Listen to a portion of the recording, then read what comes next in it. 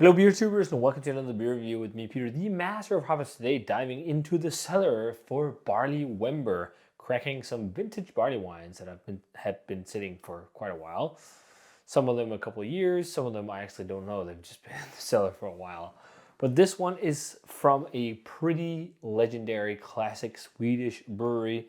This is from Nynäshamns Ångbryggeri, and this is their Bötet Barley wine, Tawny Port Edition. So I got this bottle from the ever so awesome Johan in Sweden. I got it a long time ago, over a year ago. And he's been supplying the channel with awesome Swedish beer for a very long time. And he's the one who introduced me to Bötet, which is the barley wine that they do at Nynäshamn. They have many, many different varieties of it, where it's been conditioned first in a steel tank and then finished in barrels. And also just no barrel aging, just steel tank aged. And this here is 10.5%.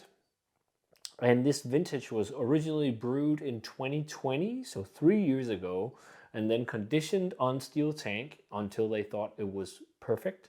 And then lastly finished in Tawny port wine barrels. They say themselves the barrel impart flavors of dried fruits and dates and tannins and these port wine type nuances. And then you of course also have the malt and everything in the beer as well. So I love barley wine, and it's one of the big beer styles I also think that's best suited for aging, depending on what the brewer intended.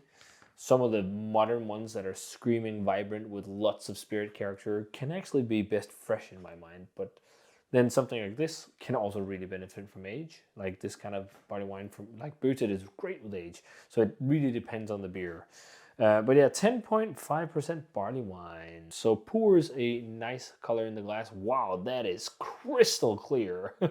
It's had time to condition in the cellar. But beautiful looking rust orange kind of color. Some kind of mahogany brownish nose as well. Reddish too. Like it looks really nice in the glass. I love it with the light where you can see everything through it. It looks great. It just looks like brown on camera, but it's much prettier in real life. Can you guys see? I don't know if I can do anything to show you guys. Why did I do like this? I don't know if I can show you guys at all. It's what a shame. It's such a pretty beer. It's got a beige kind of looking head as well. Let's check out the aroma on the Tawny Port Bötet. Yeah, it really reminds me of Brewed barley wine. Very, very classic stuff. The malt character really shines. Like it's like chewy, caramelly, slightly hoppy. There's definitely some hops in here as well, like a decent amount of hops, because there's something here that reminds me of just like old kind of hop nuances, almost like a little bit of a tea leafy hop vibe. But some barley wines are also really well hopped. And I think actually, I don't remember what they characterize this as, English style or whatever, but there's definitely a degree of like Nestle or something like hoppiness. And you can also smell from the get-go, this is not going to be the modern, like massive, rich, decadent kind of barley wines. It's going to be something that you're going to have a much easier time drinking as well. Maybe like a good introduction barley wine. But otherwise, like there's a bit of like caramel, there's some fudge, there's a little bit of a butterscotch toffee to it as well. And the tawny port definitely plays in. There's like this dry oaky woodiness, tannic, kind of like vinous quality. But tawny port is also, like really like rich and decadent, like caramelly almost as well. Like it really plays into the base beer. It smells nice. It's never going to be the richest barley wine in the world, but it just smells like a really nice barley wine.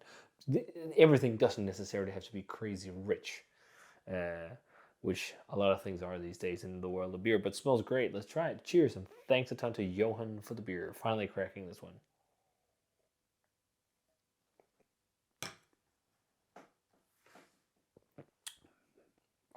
Lots of butterscotch toffee. Almost like reminding me of going to a classic English cask bar and having like cask ale. I can totally see for a lot of Swedish people, this might have been the gateway into barley wine, because it's like so classic and old school tasting. And it's like very different from modern approaches. Like modern approaches are so much sweeter and richer. This has actually got like a medium body, and it's also fairly dry because of, I guess, the barrel aging. Like it feels more like, I guess, what like some classic English barley wines would be, uh, but maybe even a bit more hoppy because it's definitely got a decent bitterness and maybe a higher hopping rate. Touch of vanilla, lots of dry oaky wood, the tannic kind of grape nuances there as well. But the biggest flavor, I think, is butterscotch toffee on this, and there's loads of it. It has a little bit of an oxidative thing, like just a little bit like that oxidative sherry kind of flavor. Definitely sherry, I think. There's a lot of that. But it's not like overbearing. Sometimes with age, these kind of beers can go totally aggressive on those kind of flavors, but I don't think it's too much here. And like it's like bitter and spicy and peppery and like nettly as well. I'm really surprised by the amount of hops in it. It's got a very heavy hop character. It's almost like, um, yeah, almost like a little bit in the American style, but it's got a lot of British flavor as well on top of that, because the American barley wines are a whole lot more bitter. It, of course, depends on the brewery, but by style, American barley wine is more bitter. But this is good. This is definitely a nice barley wine. It's not, I think a lot of people, modern beer geeks, will drink this and be like, this is too dry. This is not got enough barrel, whatever. But to like a classic palate, this is really good. And like if you think of just Nynäshamns doing these kind of beers and all their unfiltered lagers and whatnot, like they paved the way for so many people doing, beers in Scandinavia, doing like modern lager beers or like beers like this, stronger, barrel aged beers. They're kind of on, I think, on level in terms of like classical status as someone like Närke. Like I think Nynäshamn's definitely on that level too, and I think this is really nice. It's got a lot of dried fruitiness as well.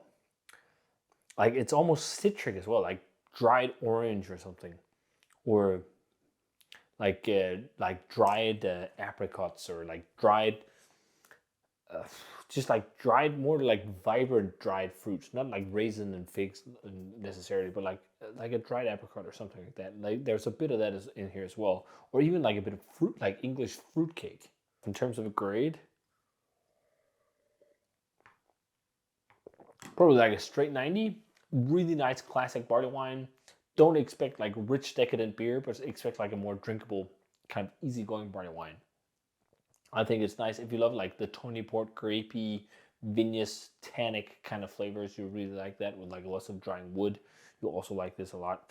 It's it feels very British as well, because I feel like there's a little bit of an ester profile on the back. Like a lot of modern English style barley wines are without any, like they're devoid of any yeast character. They're quite clean. And I feel like there's a little bit of like a sweet kind of stewed fruity ester, almost like currants or something there as well. Not like massively, but just a little bit. Classic stuff, and from a very classic brewery. So check it out if you can.